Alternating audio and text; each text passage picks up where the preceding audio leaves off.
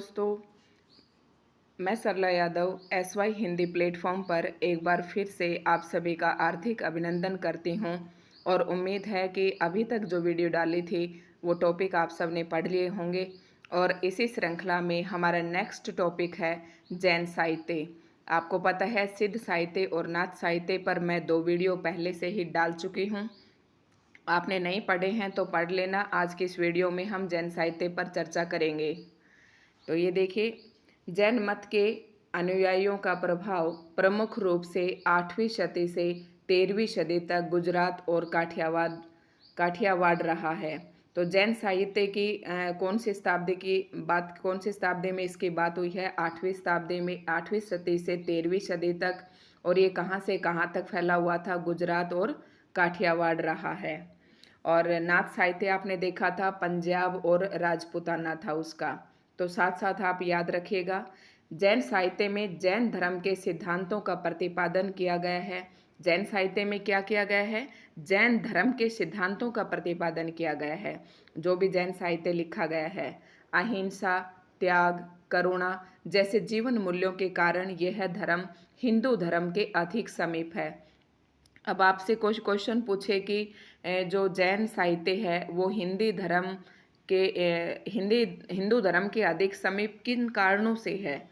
तो आपको पता होना चाहिए, अहिंसा, त्याग, करुणा जैसे जीवन मूल्यों के कारण ये हमारे हिंदू धर्म के ज़्यादा नज़दीक है।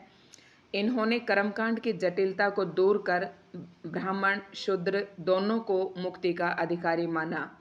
इन्होंने मतलब कर्म वर्ण जो व्यवस्था हमारे समाज में फैली हुई है, इनका तो सभी ने विरोध किया था। तो ऐसे ही जैनियों ने भी कर्म कांड की जटिलता को दूर कर ब्राह्मण शूद्र दोनों को मुक्ति का अधिकारी माना। जैन कवियों ने अपने धर्म से संबंधित जैन महापुरुषों के चरित काव्यों के साथ साथ हिंदू धर्म के लोक प्रसिद्ध आख्यानों को जैन धर्म के रंग में प्रस्तुत किया। अब देखिए, हम यह बात करते हैं कि जैन जो कवि थे उन्होंने केवल चरित काव्य, जैन महापुरुषों के चरित काव्य ही नहीं लिखे, बल्कि उनके साथ साथ हिंदू धर्म के लोक प्रसिद्ध आख्यानों को भी जैन धर्म के रंग में प्रस्तुत किया है।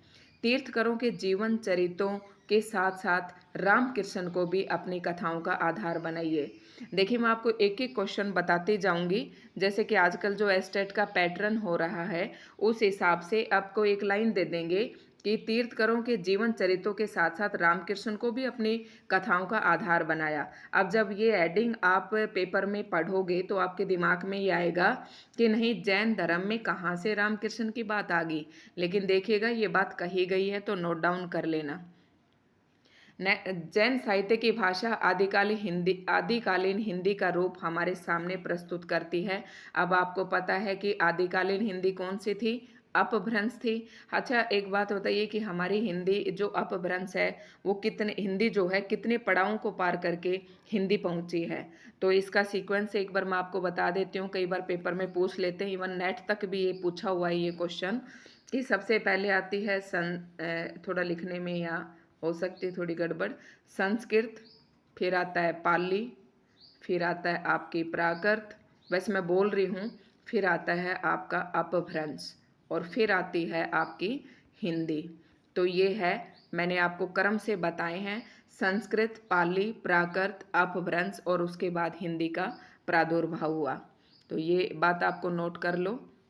ये लास्ट में हिंदी पहुंची। तो सबसे पहले कहाँ से शुरुआत हुई थी हिंदी की? संस्कृत से, उसके बाद पाली, फिर प्राकृत, फिर अपभ्रंश। 2-3 बार बोलोगे तो आपको अच्छे से याद हो जाएगा।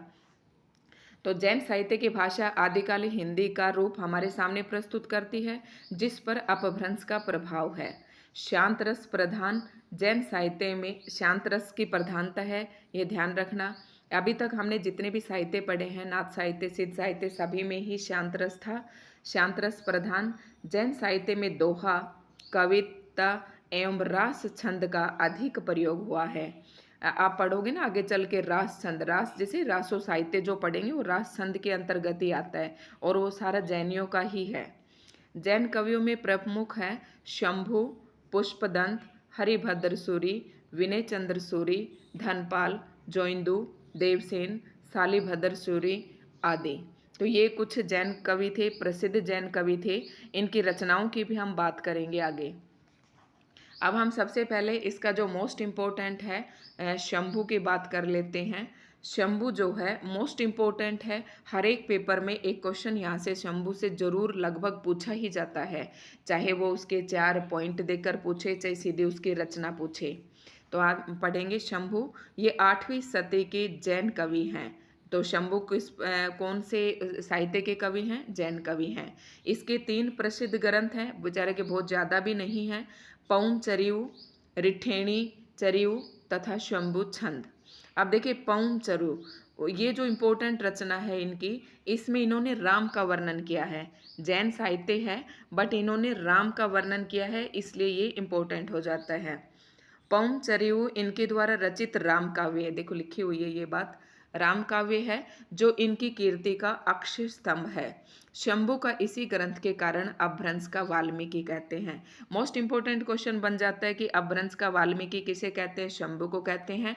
शंभू का जो समय था वो 8वीं शती था। इनकी 3 प्रमुख रचनाएं थी, पौम चरियु, रिठेणी चरियु और शंभु छंद। अब पौम चरियु में इन्होंने किसका वर्णन किया है? तो राम काव्य का वर्णन किया है। ठीक है, शायद आपको उम्मीद है समझ में आ गया होगा। और आप चाहते हैं कि मैम ऐसे नहीं ऐसे पढ़ाइए, तो आप अपना सुझाव भी मुझे दे सकते हैं, क्योंकि मैं कभी भी अपने हिसाब से नहीं चलती। मैं ये कोशिश करती हूँ कि बच्चों के, स्टूडेंट के हिसाब से चला जाए। टीचर वही है असल में जो बच्चों को समझा सके। वैसे तो बुक्स वगैरह दुनिया भर की पढ़ी हैं, पढ़ने वाले पढ़ सकते हैं कहीं से भी, लेकिन टीचर की एक अलग ही बात होती है, जो बच्चों के दिमाग में घुसा दे वो असली टीचर समझती हूँ मैं। नंबर 2 पे आता है पुष्पदंत। ये भी जैन कवि हैं और इनकी समय सीमा रही है 10वीं शती और इनके प्रसिद्ध ग्रंथ हैं महापुराण, जस सहर चरियु। अब देखिए चरियु देखते ही आप शंभू मत लगा देना, क्योंकि चरियु इसमें भी है, पुष्पदंत की रचनाओं में भी। महापुराण, जस सहर चरियु तथा नय कुमार चरियु नामक प्रबंध काव्य लिखे। अब आजकल एक और भी क्वेश्चन बनने लगा कि ये प्रबंध काव्य है या महाकाव्य है। किसी एक वीडियो में मैं इनके बारे में भी आपको बताऊंगी कि ये प्रबंध काव्य ही है। ठीक है, इन्हें अपभ्रंश भाषा का व्यास कहा जाता है। देखिए कितनी अच्छी बात कही गई। शंभु को अपभ्रंश का वाल्मीकि कहा जाता है और पुष्पदंत को अपभ्रंश का व्यास कवि कहा जाता है। दोनों इंपॉर्टेंट क्वेश्चंस हैं। दोनों की 3-3 रचनाएं हैं। शंभु का 8वीं शती है और पुष्पदंत की 10वीं शती का काल समय सीमा मानी जाती है।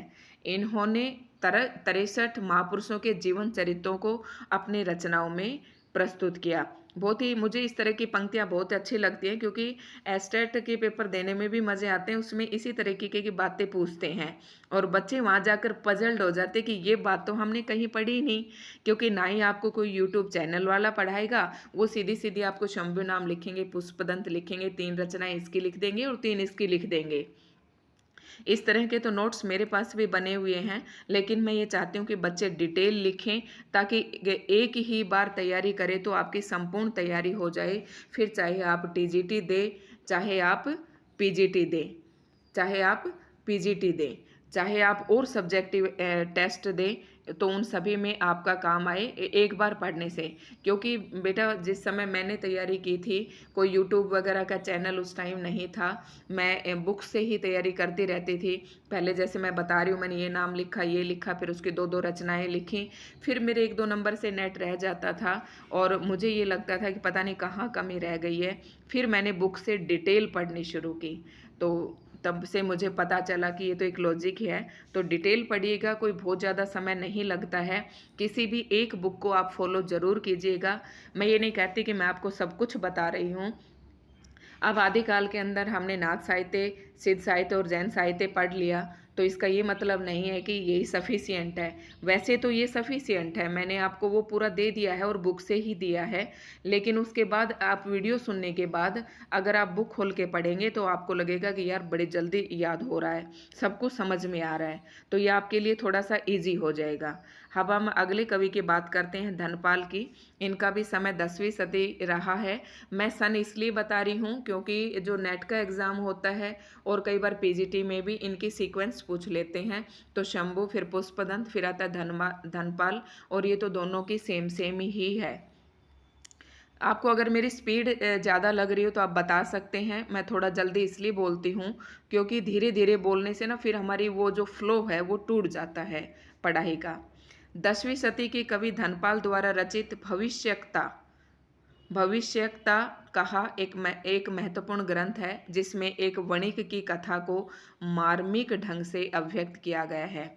भविष्यकता धनपाल की कौन सी रचना होगी? भविष्यकता। इसमें किसका वर्णन किया गया है? एक वणिक की कथा को मार्मिक ढंग से अभिव्यक्त किया गया है। अब नेक्स्ट है हमारा, पढ़ लेते हैं हम। अगला है देवसेन, प्रसिद्ध जैन आचार्य। देवसेन ने 1933 ईस्वी में श्रावकाचार नामक काव्य ग्रंथ की रचना की है जिसे डॉक्टर नगेंद्र ने, एक मिनट, डॉक्टर नगेंद्र ने हिंदी का पहला काव्य ग्रंथ मानते हैं। अब इम्पोर्टेंट रचना है देवसेन की श्रावकाचार, जिसे डॉक्टर नगेंद्र हिंदी का पहला काव्य ग्रंथ मानते हैं और इनकी रचना को, इनको पहला कवि मानते हैं और इनकी रचना को पहली रचना काव्य ग्रंथ मानते हैं। अब श्रावकाचार में 250 दोहों में श्रावक धर्म का प्रतिपादन किया गया है। बहुत ही इंपॉर्टेंट है, इनके दोहे भी थोड़े थोड़े आपको ध्यान में रखने हैं। नेक्स्ट है शालिभद्र शूरी। इन्होंने 1184 ईस्वी में भरतेश्वर बाहुबली रास की रचना की। शालिभद्र शूरी ने 1184 ईस्वी में किसकी रचना की? भरतेश्वर बाहुबली रास की रचना की। मुनि जिनी विजय इस ग्रंथ को जैन साहित्य की रास परंपरा का प्रथम ग्रंथ मानते हैं। कौन मानते हैं इसको? मुनि जिन विजय। तो ये बातें आप सब साथ साथ याद करते रहना। आसगु, इन्होंने 1200 ईस्वी में 35 छंदों के लघु खंड काव्य चंदनवाला रास की रचना की। नेक्स्ट है जिनी धर्मसूरी। ये कोई इतने ज़्यादा इम्पोर्टेंट नहीं है, बट एक रचना पूछ लेते हैं आपसे कि ये किसकी है, तो आपको इसलिए थोड़ा थोड़ा ध्यान में रखना है। बाकी इम्पोर्टेंट तो आपके शंभु, पुष्पदंत, देवसेन और ये शालिभद्र शूरी, ये ज़्यादा इम्पोर्टेंट है कि किसने किसको पहला माना। ठीक है। जिनी धर्मसूरी, इन्होंने 1209 ईस्वी में स्थूलीभद्र रास नामक ग्रंथ की रचना की। अगला है विजय सेन सूरी। 1231 ईस्वी के आसपास लिखित रेवंतगिरी रास, इंपॉर्टेंट रचना है, ध्यान रखना, विजय सेन सूरी की है। रेवंतगिरी रास में तीर्थकर्त नेमिनाथ की प्रतिमा तथा रेवंतगिरी तीर्थ का वर्णन किया गया है और इनकी रचनाएं ना इनके नाम से ही हैं ज़्यादातर। देखिए रेवंतगिरी तीर्थ, तो इन्हें रेवंतगिरी रास नाम दे दिया। अब उसमें किया क्या है, इन्हें तीर्थकर्त नेमिनाथ की प्रतिमा तथा रेवंतगिरी तीर्थ का वर्णन किया है। नेक्स्ट है सुमति गणी। इन्होंने 1213 ईस्वी में नेमिनाथ रास की रचना की। सुमति का नेम है, आप इस तरीके से याद रख लेते हो। ठीक है कि 58 छंदों में रचित नेमिनाथ चरित है। ये भी देखो नेमिनाथ रास की रचना, तो इसमें किसका चरित है? नेमिनाथ का। और ये रचना किसने की? सुमति गणी ने। सोमप्रभ सूरी, ये एक जैन पंडित थे जिन्होंने 1184 ईस्वी में कुमारपाल प्रतिबोध नामक गद्य पद में काव्य प्राकृत भाषा में लिखा। तो ये कौन सी भाषा में लिखा गया? प्राकृत काव्य में, प्राकृत भाषा में। वैसे अधिकांश जो जैन काव्य है वो अपभ्रंश में लिखा गया है। नेक्स्ट है जैनाचार्य मेरुतुंग। 1304 ईस्वी में इन्होंने प्रबंध चिंतामणि नामक ग्रंथ का परिणय किया जिसमें पुराने राजाओं के आख्यान संकलित हैं। अपभ्रंश के रचित कुछ अन्य महत्वपूर्ण ग्रंथ है अब्दुल रहमान का संदेश राशक, राम सिंह द्वारा रचित पाहुड़ा दोहा, जोइंदू का रचित योगसार एवं परमात्म प्रकाश, जिनी दत्त सूरी द्वारा रचित उपदेश रसायन रास, धर्मसूरी द्वारा रचित जम्बू स्वामी रास तथा हेमचंद्र द्वारा शब्दानुशासन। तो ये सारे एक ये धर्मसूरी द्वारा चरित, क्योंकि मैंने तो आज तक इसको कहीं पेपर में देखा नहीं है, ये तो एक इम्पोर्टेंट है नहीं, बाकी जितने भी हैं सारे मोस्ट इम्पोर्टेंट हैं। ये जो यहाँ दे रखे सारे इम्पोर्टेंट हैं, एक क्वेश्चन यहाँ से आपको देखने को मिल जाएगा। अब देखिए, मैंने जो थोड़ा सा आपको हिंट दे देती हूँ कि जिस ट्रिक से मैंने याद किए थे वो आपको ट्रिक बता देती हूँ। वैसे कोई ख़ास ट्रिक नहीं है, मैं नाम से वहीं से थोड़ी सी हिंट बना के छोड़ देती हूँ ताकि वो एग्ज़ाम में याद आ जाए। तो कुछ एक ऐसी रचनाएं हैं जो तो मैं पढ़ा रही हूँ तब और आप पढ़ रहे हो तब वैसे ही याद हो जाती हैं, ठीक है। तो एक तो आपको मेन बात यह है कि शंभु को अपभ्रंश का वाल्मीकि कहते हैं, और इसको पुष्पदंत को अपभ्रंश का व्यास कहते हैं। देवसेन को क्या माना गया है, पहला कवि माना है, किसने माना है, डॉक्टर नगेंद्र ने माना है। और इनकी रचना कौन सी है, वो श्रावकाचार। इसमें कितने दोहे हैं, 250 दोहे हैं। अब देखना, मैं आपको थोड़ी ट्रिक बताती हूँ। शालीभद्र, शालीभद्र यार जो तगड़ा सा दिखता है, मेरे दिमाग में तो इसकी ये आती है इमेज। तो भरतेश्वर बाहुबली, शाली कैसा है, बाहुबल है उसमें, ठीक है। मुनि ये आसगु, आसगु चंदन वाला रास, आसगु मतलब ये तो थोड़ा वैसे ही याद रख लेना, आसगु चंदन वाला रास।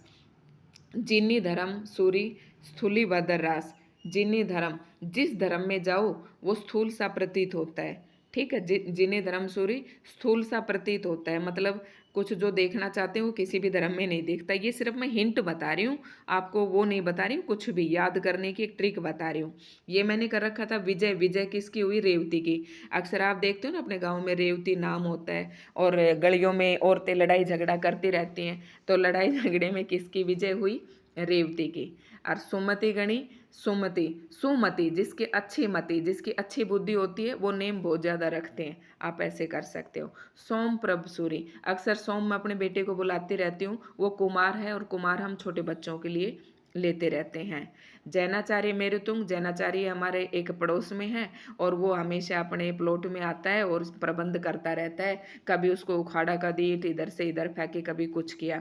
तो सॉरी, मैं आपको ये सारी मैंने ट्रिक्स बता दी हैं, आई होप आपको अच्छे लगेंगे और साथ साथ आपको याद भी हो गई होंगी। अब्दुल रहमान, अब्दुल रहमान एक इससे नाम याद आ जाता है, अब्दुल रहमान संदेश भेजता है भाई। और राम सिंह कौन है, पाहुड़ा दोआ, राम सिंह मेरे मौसा जी का नाम था, तो मुझे वैसे ही याद हो गया कि इसकी रचना पाहुड़ा दोआ है। जोइंदू इम्पोर्टेंट है, जरूर पूछते हैं। जोइंदू, जो इंदु जिसके अंदर इंदु है, इंदु किसका है, पर्यायवाची है ना, इंदु प्रभा। तो वो योग करना चाहिए हमें, इंदु मतलब प्रभात होते ही हमें क्या करना चाहिए, योग, योग करना चाहिए, जिससे क्या होगा, परमात्म प्रकाश होगा। जिन्नी दत्त सूरी, जितने लोग होंगे, जिन्नी दत्त सूरी मतलब जितने लोग होंगे आपको उतने उपदेश देंगे, ठीक है। और हेमचंद्र शब्दानुशासन, आपने हरियाणा जीके में पढ़ा होगा कि हेमचंद्र हमारे रेवाड़ी के हेमू, हेमू उसके पास शब्दों का अनुशासन बहुत था। तो ये मैंने आपको ट्रिक बता दी हैं, आई होप सभी को समझ में आई होंगी। अगर वीडियो आप सभी को पसंद आ रहा हो तो प्लीज़ लाइक, शेयर और सब्सक्राइब ज़रूर करना, मुझे बहुत ज़्यादा खुशी मिलेगी कि आप लोगों को मेरी वीडियो, मेरी ट्रिक्स जो अच्छी आपको समझ में आ रही हैं। अभी तो बेटा शुरुआत है, धीरे धीरे और भी आगे आगे और अच्छी वीडियो मिलेंगी और अच्छा कंटेंट आपको देंगे और अच्छे तरीके से मैं पढ़ाऊँगी आपको। धन्यवाद।